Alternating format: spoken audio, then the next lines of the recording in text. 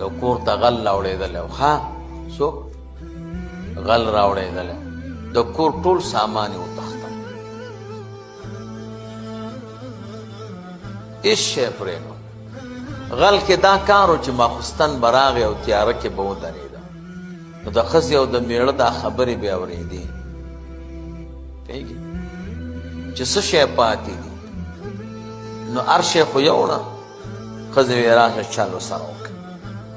یو قیمتي لړه مې راواغسته او د جام لاندې یې کېښود. سړي ورته وی غل څه پرېښودل؟ ویلې یو شی ترې پاتې دی، یوه ګوتمه ده د سرو زرو او دا ترېنه هېره ده او دا مې د دې جام لاندې ایښې ده. نو غل د جام ته څه فکر دی؟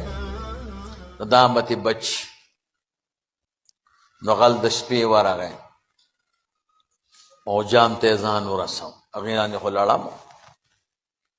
نو چې څنګه یې جام پورته کړ په لړم یې راخیست کړه بس ټک یې ورکړه. ښځې ورته ویې لکه چې په ګوته دې برابره نه شوه، تنګه وه.